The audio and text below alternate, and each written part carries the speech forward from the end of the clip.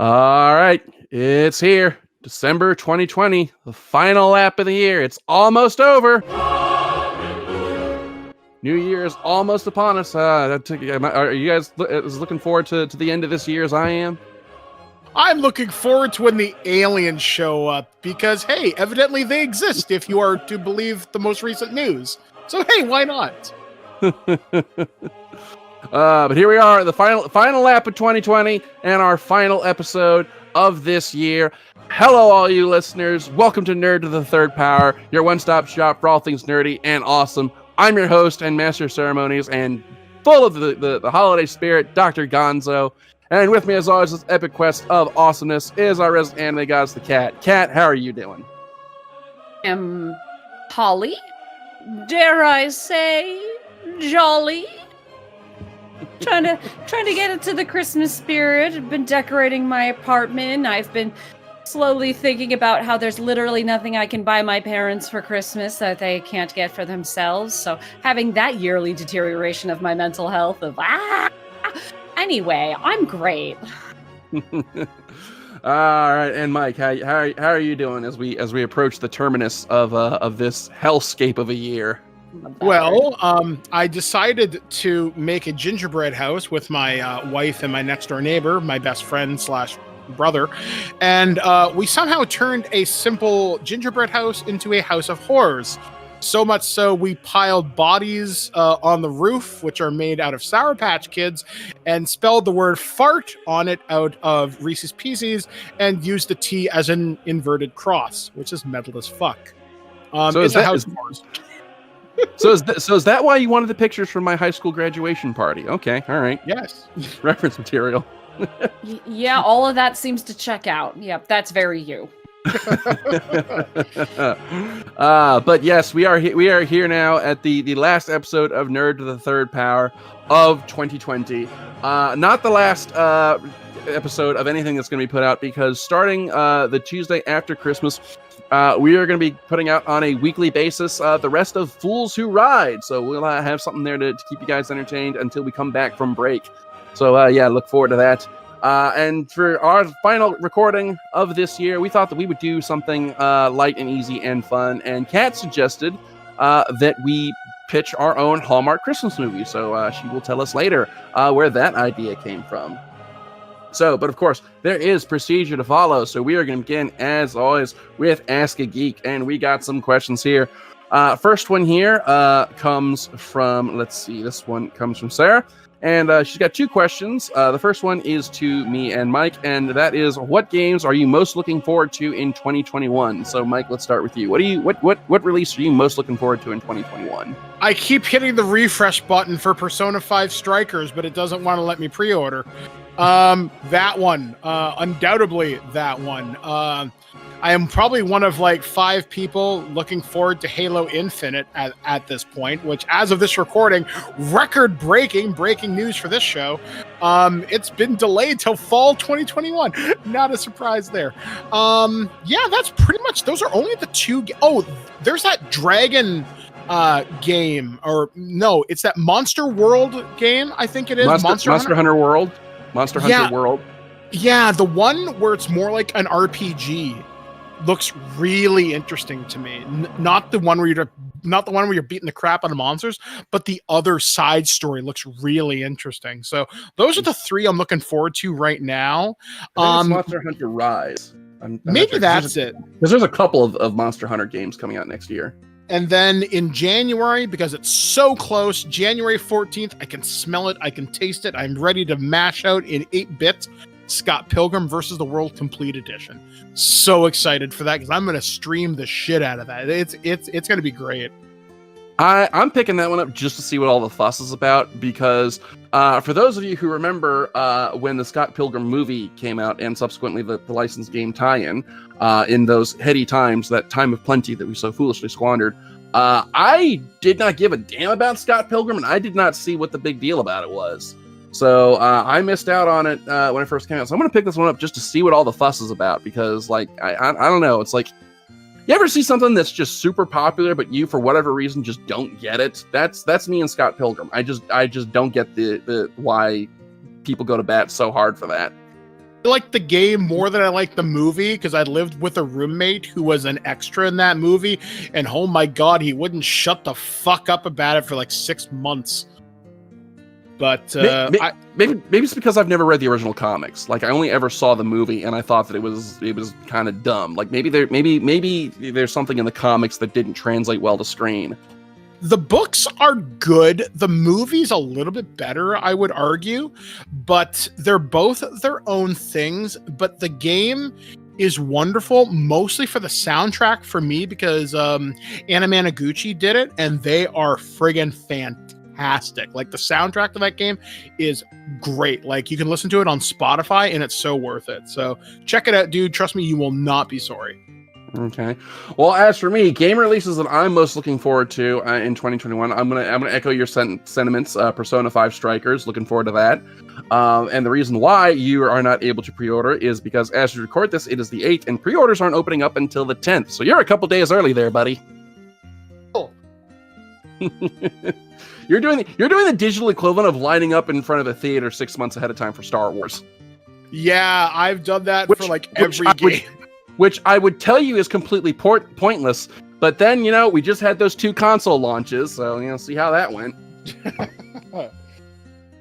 So yeah, Persona 5 Strikers I'm really looking forward to. And let's see, I know that it's coming out this month, but I'm gonna say in 2021 because I'm not gonna be able to pick it up and play it until 2021. But Cyberpunk, I'm really looking forward to that. It's just gonna be a while before I can get to it. Because Christmas shopping is taking all of my money right now. Christmas shopping and like a dozen and a half pre-orders that I put in for various collector's editions. I finally sat down and counted out all the collector's edition pre-orders that I have still coming to me that I've placed pre-orders on over this year. You want to know what the final total is? What? 21. You placed 21 pre-orders? 21 pre-orders for 21 different collector's editions of various games. I'm basically bending over for limited run games right now. Good lord, boy. Yeah, and it's like, because I keep putting out stuff I want. It's like just today I was like, okay, I'm looking through this. There's like, okay, great. There's nothing coming out that I absolutely have to have in my collection. I can rest. My wallet can heal. Limited run games comes out. We're putting out a Hyper Light Drifter collector's edition. Fuck. Okay, so so Persona 5 Strikers, and that's really kind of all that I can think of that I know is coming out in 2021 that I'm absolutely looking forward to. I don't think Nintendo's made any announcements for 2021 releases that I recall off the top of my head. There's that Super Mario 3D World port with Bowser's Fury. Oh yeah, that. Well, I played that on the 3DS back in the day. So while I am excited for that, it's not like a super new thing that I'm like really chomping at the bit for. So there's that. And her second question is to you, Kat, and that's: are there any upcoming anime or manga releases in 2021 that you're really looking forward to? Let's just break the dam on this. The final season of Attack on Titan is coming out now. Have I watched the last 2 seasons? No, I have not. Do I desperately need to catch up so I can watch the final season? Yes, I do. I'm very behind, and I need to finish it. I need to know how this ends. So that's the only thing that I'm really interested in right now, and it's because that like the new season starts in December, so by the time you hear this there'll probably already be an episode 2 out, maybe more, but it should run into next year. And then I've already heard rumors that they're not even going to finish all of the contents of the manga in the next season, that they're going to cap it off with a film or something. So there's a lot of Attack on Titan that I need to catch up on and then finish. But that's kind of what I'm in for next year. I know it's really sad, but I have not been keeping up with anything right now. So there's a lot of stuff from 2020 that I've been neglecting that I need to watch. That I assume stuff like the new Fruits Basket are still going on and will continue to go on into next year. So I can say like, oh yeah, I'm totally going to watch that. And we'll pretend like I've watched anime lately. Wait, Fruits Basket is still going? They Isn't that made a from, new like, one. 2004? Oh, okay. They made a new one. It Oh, looks okay. really nice, but I haven't been watching it. It should be more accurate to the manga and more the length of what the manga was. And I think that it's not done and should be going into the new year. So, yeah, there's a lot I need to catch up on, guys. It's really sad. Okay, alrighty. And let's see here. Another question here. Here's a fun one. Here's a question, Peter, and this one is addressed to me. Although I'm also going to open up to you, Mike, because you've had to contend this too. He asked if I have any opinion on or comment on the Xbox Series S or PS5 scalpers. Yes, my opinion. Scalpers are dog rapists. End comment. Well, I don't know if I'd call them dog rapists because that word is loaded, but they're definitely scummy people. Although, that being said, there was a fabulous account from scalpers in the UK saying, like, we are doing this to put food on our family's table. Like, then... There's a part 2 to that story. Yeah, I know, and it's so fucking dumb. Like, you're not the good guys here. Like, you're not a pirate liberating booty to give to, like, the poor. No, it doesn't work like that, dickhead. Did you hear that same group wound up getting like 1,000 of their pre-orders canceled by the retailer? I know, and it was glorious. Yeah. Like it's pretty scummy. Although one of the things that has happened here in Canada, especially with scalpers and resellers, is the Toronto police put out a special dispatch saying if you are going to buy any of these game consoles, do so in a public place. Make sure you are vetting it as best you possibly can. People are being robbed of their consoles. They're being mugged, and there's been video of it. So be careful out there, people. Obviously, don't scalp if you... Don't be a fuckhead. Now, the most reasonable, and I do use that word in extreme quotation marks I've seen recently, somebody was selling an Xbox Series X close to me for about 850 Canadian. What I paid for mine was 733. So I paid 680 something for the 6 system, plus $50 for a protection plan just in case. And I feel pretty reasonable with that. $800 isn't terrible, but I've seen PlayStation 5s sell in my local area for $1,500. Holy shit. I can't justify paying more than MSRP for any console. It just you'll buy 3 Mario things.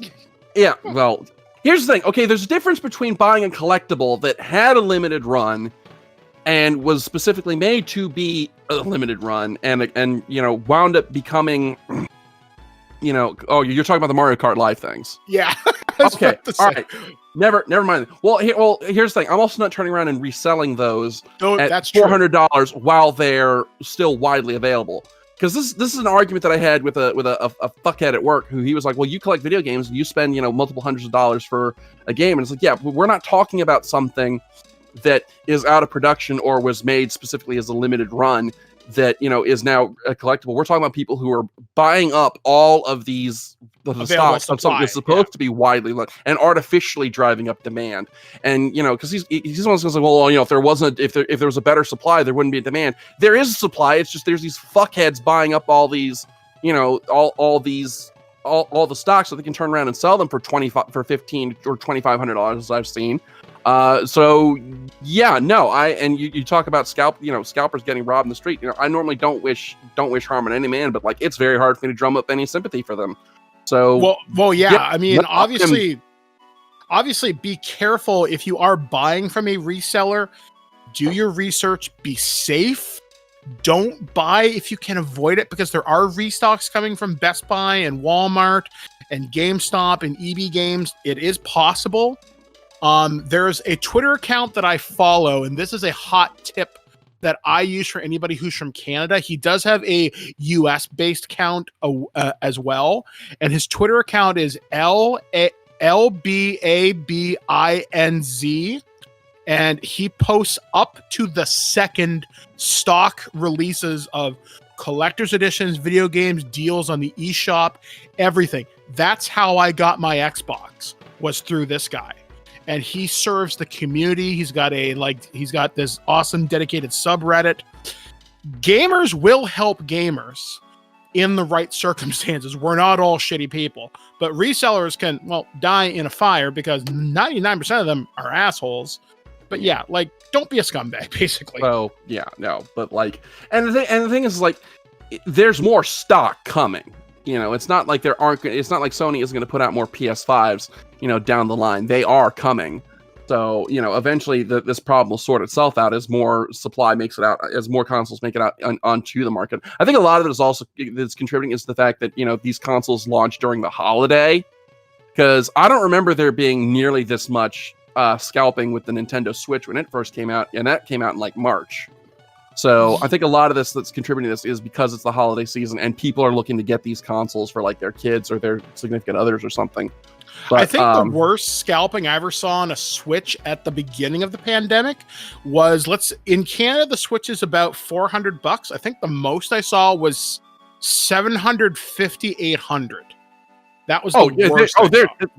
The scalping's awful now because of the pandemic. Yeah, it's awful now. So yeah, no, scalpers burn in hell, you sodomizers of dogs. But when it first came out, when it was first released, I don't remember there being like a whole lot of Switch scalping. Mm-hmm. So, but you know, but I'm gonna go ahead and move on from this question, because if I dwell on this subject any longer, then I'm gonna wind up getting this channel kicked. Let's just put it that way. All right, so let's see. Next question here. See if we got a happier one here. Let's see. Oh, here's a fun one. This one comes from Lawrence, and his question's for all of us. And it's, what is the Christmas present that you remember loving the most as a kid? So favorite Christmas present you ever got. So Kat, let's start with you on this one. Oh God, why did I have to go first? I can't remember anything. What have I gotten for Christmas? Okay, Oh, Mike, while Kat reboots her brain, what's your favorite Christmas gift ever? Favorite Christmas gift I ever got would probably, I'll do one from when I was a kid and one from recent memory. When I was a kid, I remember getting my first television, which was, I think, like a 32-inch tube TV, which was fantastic. It means I could play my Super Nintendo, my Nintendo in my room. I got a VCR. But that wasn't my present. My parents gave me the TV before Christmas, and then they filled the television box with Ninja Turtles. All 1990s era Playmates Ninja Turtles. So from about 1989 to probably about 1992, it was filled to the brim with Ninja Turtles in package. And I was stunned at how much stuff I got. And I had so much fun that Christmas morning. It's probably the most cool thing I ever got for Christmas as a child. Later on, and this will actually be relevant to you, Gonzo, that Halo 3 helmet that you bought off me was one of the first Christmas presents Blair ever bought me. So that morning, because that was the first Christmas me and Blair were ever together, was the Christmas of 2007. First time I spent my family apart from my family. My grandparents had kicked me out of the house for the last time. I never went home again after it. And it was a pretty miserable Christmas. And I'd had my eye on the Halo 3 Legendary Edition, or the cat helmet, for some time, and they were always sold out. They were difficult to find. And Blair surprised me that Christmas morning with the cat helmet, and it was a treasured piece of me and her until circumstances dictated otherwise.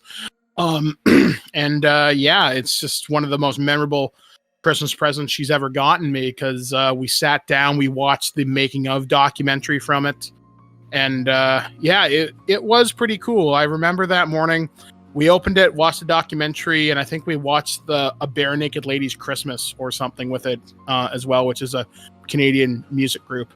But yeah, it's just so there you go. Those are two memorable moments. Okay. For me, favorite Christmas present ever. Oh, geez. This is a toughie. I think I would have to say that my favorite Christmas present that I got as a kid was 1999, the year the Star Wars, 1997, I think, was when the Star Wars special editions came out. And of course, there's that whole merchandising blitz. And my mom got me for Christmas a lightsaber, a toy lightsaber, a toy version of Luke Skywalker's lightsaber from Return of the Jedi, with the telescoping blade, and you turn it on, it made the noises and sound effects. And my best friend got one of Darth Vader's lightsaber, so we were having like lightsaber fights, throughout all Christmas break. So, beat the hell out of these lightsabers because they're really not designed to be used for dueling and fighting. But yeah, I would say that was probably one of my favorite Christmas gifts as a child was that toy lightsaber. And then another one from when I was an adult. This is one that my little brother surprised me with. So do you remember, Mike, way back in the 90s, the Micro Machines Star Wars Action Fleet series? Yes, I actually am a huge fan of that line. I think they're fantastic. I actually have one literally right in front of me. I have Luke's X-Wing still. Yeah, a couple years ago for Christmas, he surprised me with 2 of those X-Wings. With the not the basic one, the one that came with the I'd have to look at the package, which is on the other side of the house, and I don't have it in front of me. But it was the one that came with like the flight stick that shot missiles and had the sound effects. Same one I got. He got me one to open up and put on display, and one to keep sealed.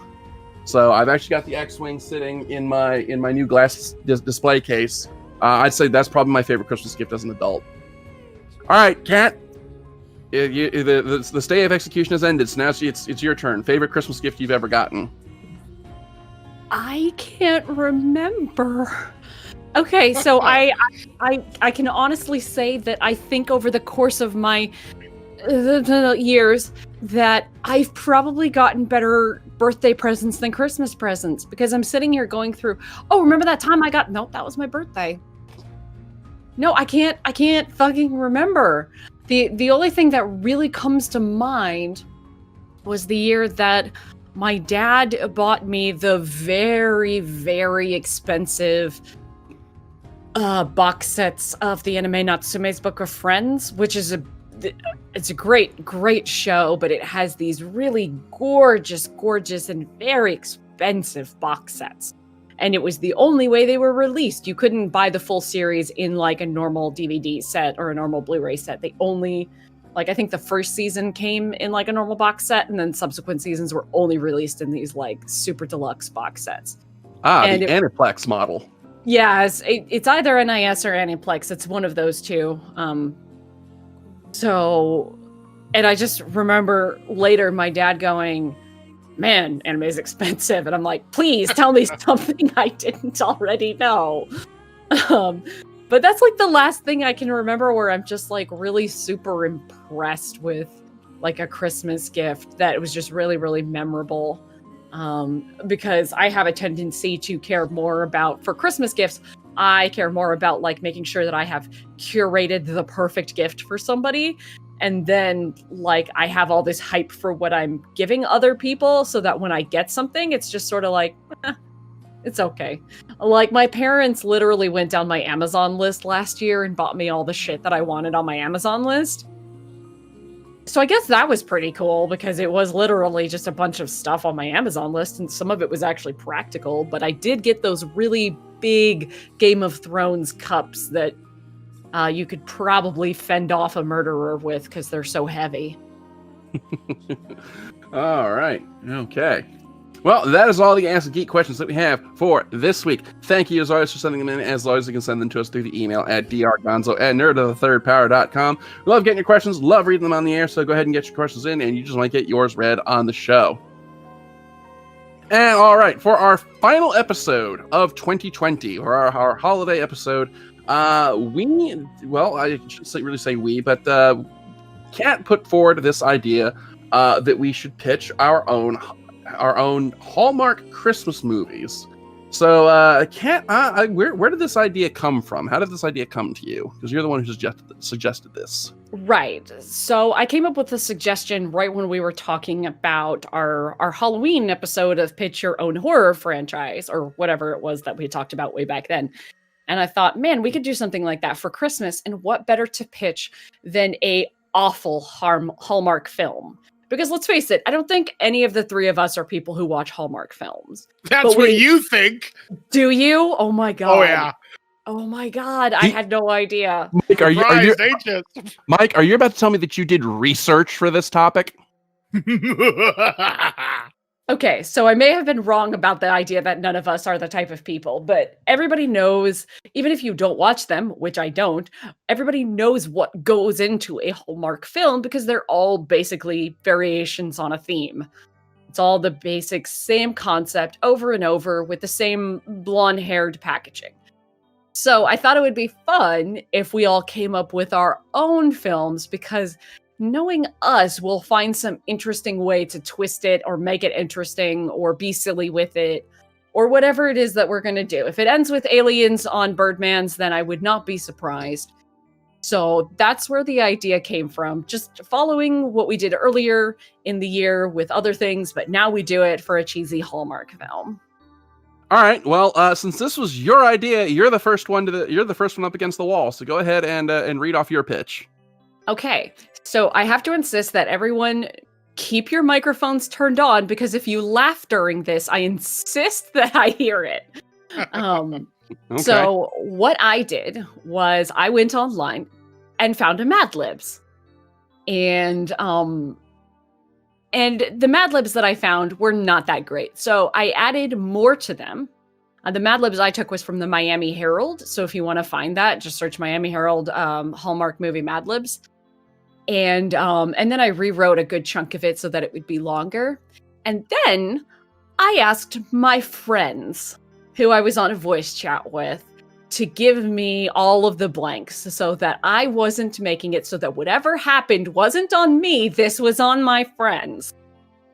So what I got was a really, really ridiculous pitch for a Hallmark film. And now I will read it for you, and I think you can figure out where the Mad Lib blanks were. So, here's my Hallmark movie pitch. Rocketeering for Christmas. Our movie's beautiful leading lady, Holly, is portrayed by Hilary Duff. She is an up-and-coming executive at a Manhattan company that sells Christmas plungers. Despite her name and vocation, Holly does not like Christmas. Shortly before the holiday, there is a crisis involving production at the factory in the rural town of Shiny Elves, where Holly is coincidentally from. The company's boss chooses Holly instead of her workplace rival Ivy to solve the problem before Christmas Eve. Not looking forward to going home and disappointed she must skip her vacation in Phuket with her fiancé, Brock, she begrudgingly takes on the task. Her fiancé, played by John Stamos, is a vice president at their company and has been engaged to Holly for 69 years. At first glance, he seems perfect for her, but Holly is secretly worried that after twerking him, she won't get promoted again without it looking like favoritism. Duty-bound, our heroine rushes to the small town, arriving during the annual Christmas parade, which features Santa and his trusty red-nosed giraffe, Rudolph. In her haste to get giraffe. Right? In her haste to get to the town, however, Holly forgot to pack extra socks. What she's wearing is ruined when two parade spectators spill kumquat on her as she bumps into a handsome man wearing the most festive waistcoat she's ever seen. Holly recognizes the small town hunk as her childhood neighbor Nick, portrayed by Robert Pattinson, who lends her an overly festive pair of socks to replace her ruined ones. Despite herself, Holly finds she has undeniable chemistry with Nick. She can't stop gazing into his puce eyes.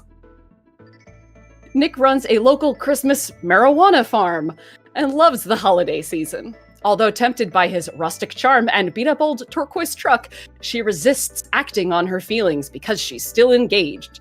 While disappointed that his advances are repeatedly shot down, Nick helps Holly solve the factory's production crisis just minutes before the end of Christmas Eve.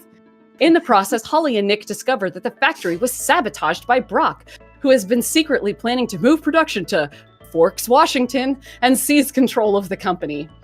Heroine Holly phones him and discovers he's at a vacation resort in far-off Phuket with office rival Ivy. Angered and hurt, she calls off the engagement. When he starts to argue, the resort's waitstaff accidentally drops 300 gallons of apple tea on the cad and his secret girlfriend.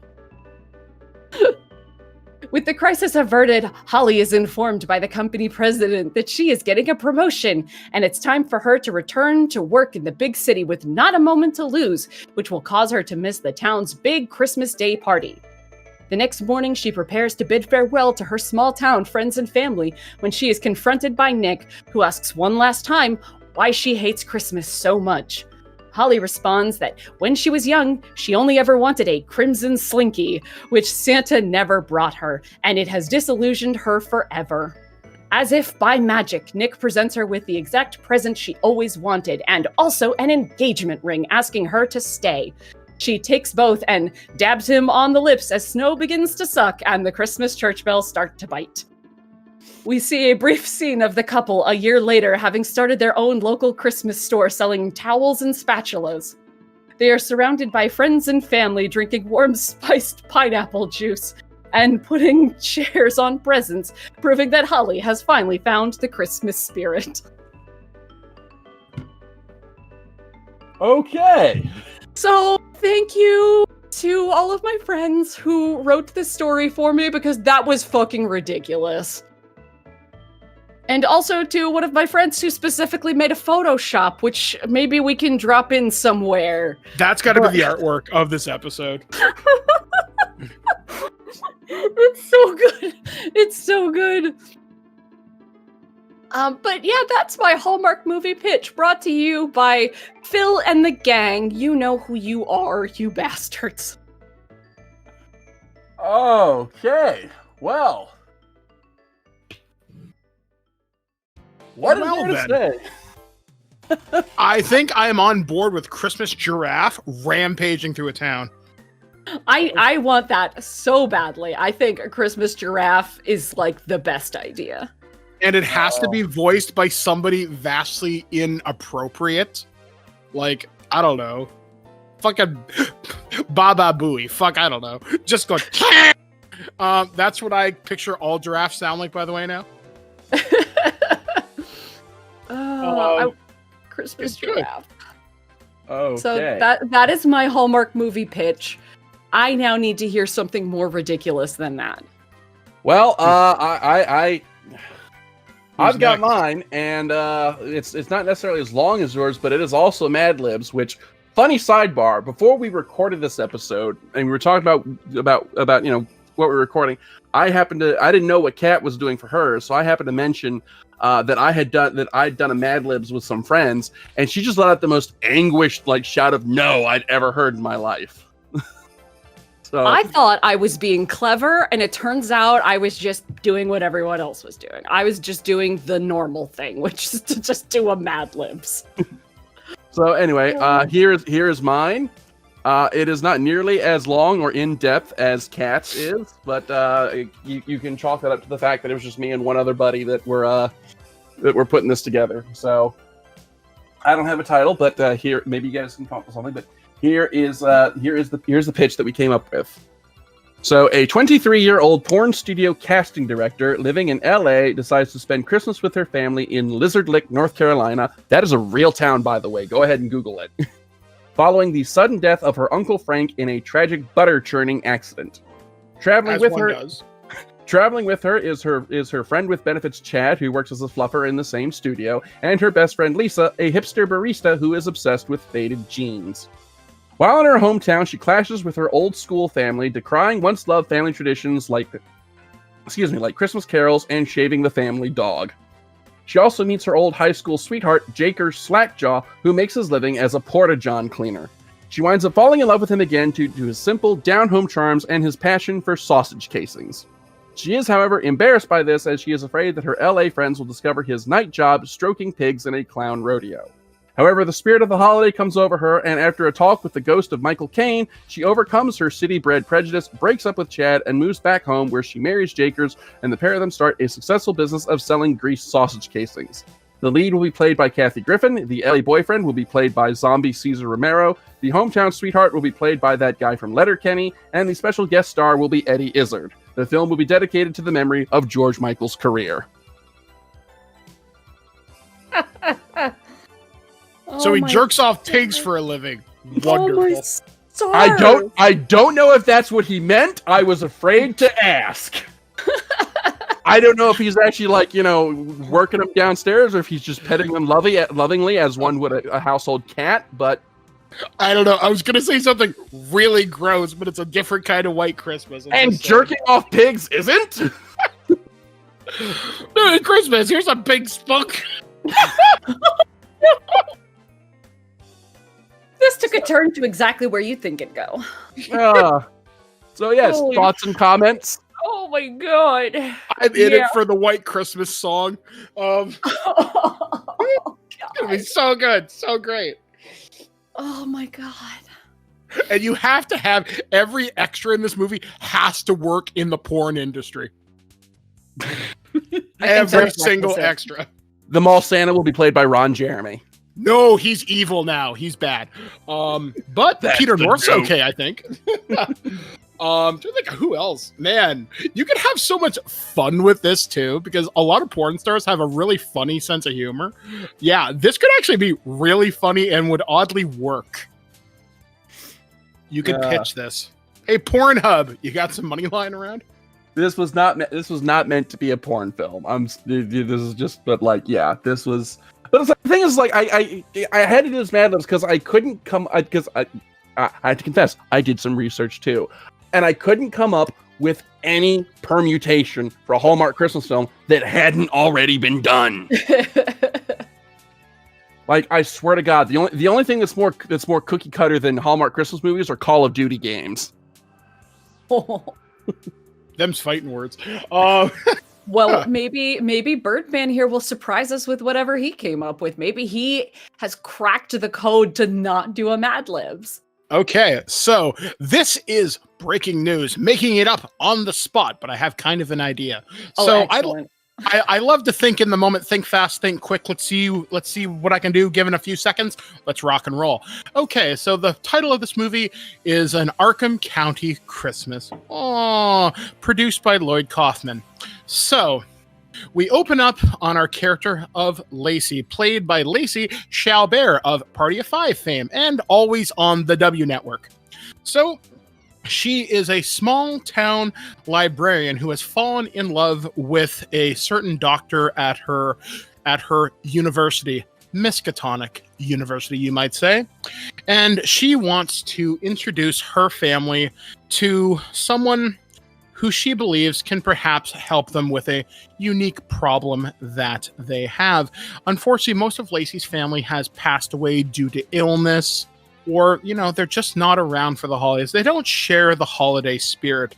But Lacey and her older professor boyfriend, one Dr. Herbert West, have discovered something in the Miskatonic Library that could potentially help them bring a little bit of Christmas to their Arkham, their Arkham County farmhouse, and that is a little known tome as the Necronomicon.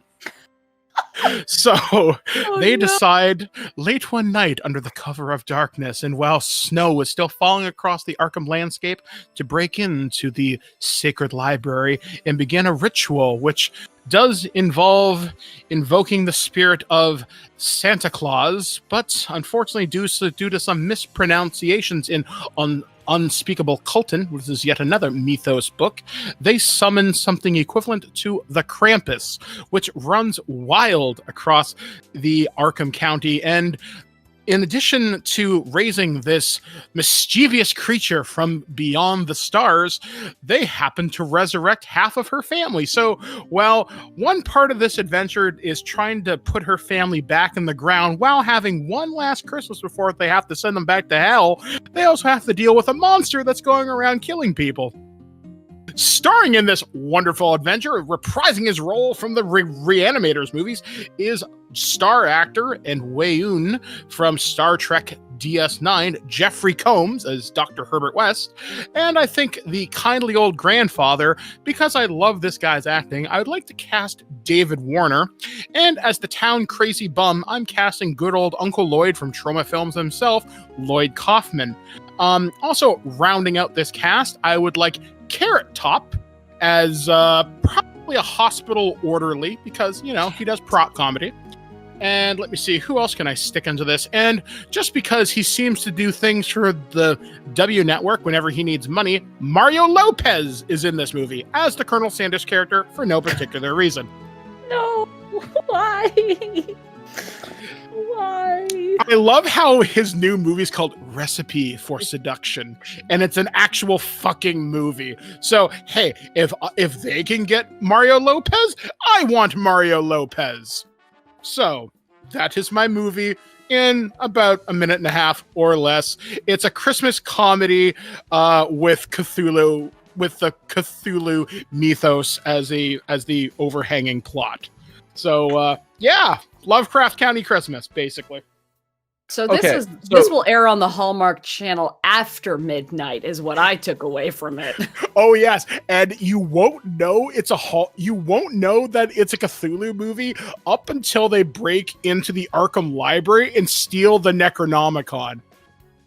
So it's going to play it completely straight until you start hearing some of those names.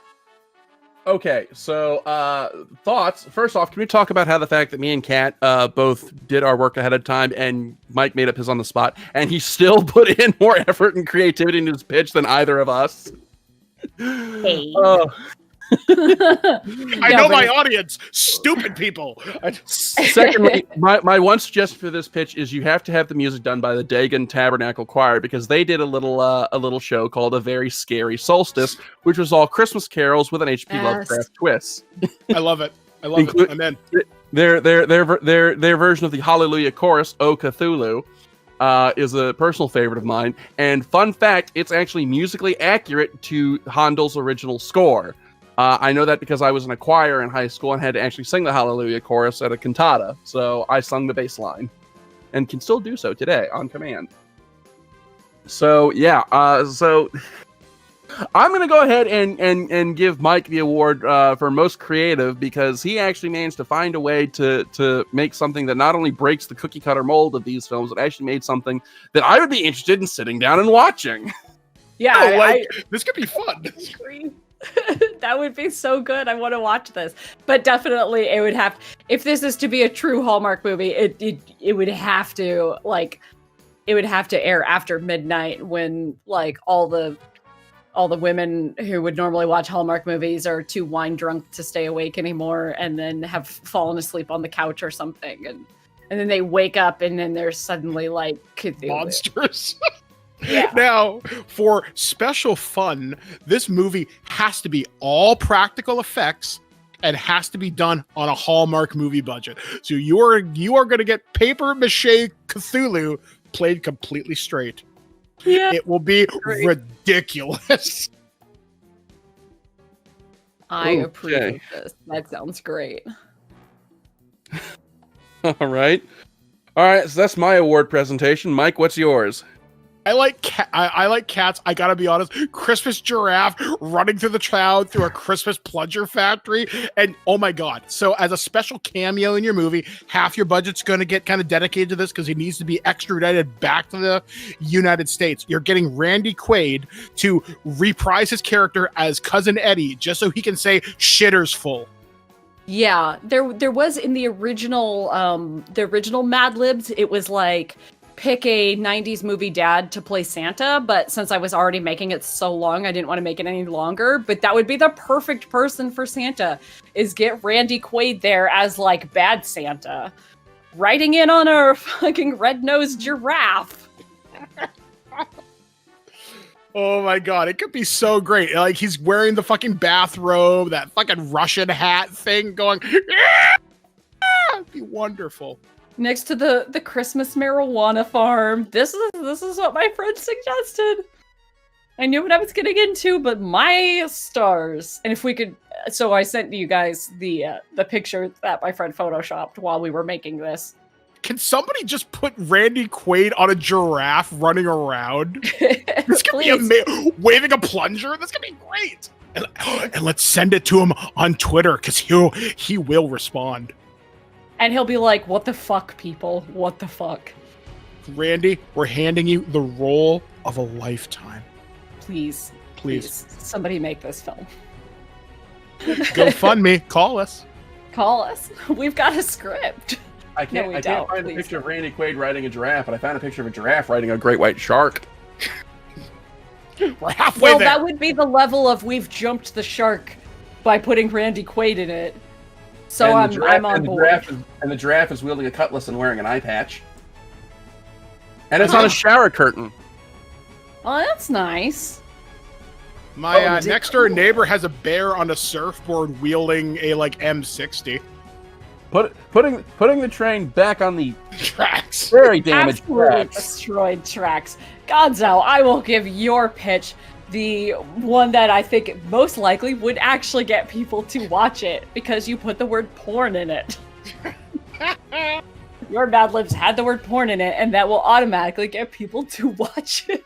You would be the first successful crossover between Pornhub and the Lifetime Network. Markets that need servicing. I'm just saying. I'm pretty sure that that's one of the signs of the end that's written of in Revelation. Oh my stars! This whole episode has gone exactly how I knew it would go. Oh boy. Okay. So yeah, that was Well, we definitely got some creative pitches here. Certainly more creative than anything Hallmark has ever put out. So yeah. All right. So okay, but that's all the time that we have for Nerd to the Third Power this week, and that caps off our 2020 season. Thank you as always for listening in. We love having you guys, love entertaining you guys, and we will be back in 2021. Don't forget, starting the week after Christmas and running through our holiday break, you are going to get Fools Who Ride every week. So look forward to that, and we will see you guys in 2021. So happy holidays. We hope you guys have a happy new year. May the new year be a damn sight better than the old one, to quote Harry Morgan. And so with that, as always, I'm Dr. Gonzo. I'm the cat, and I have a copy of my Mad Libs. If you want it, I can send it to you. It's Christmas at Ground Zero. I'm the Birdman. All right, we'll see you guys in 2021. Taka, play us out.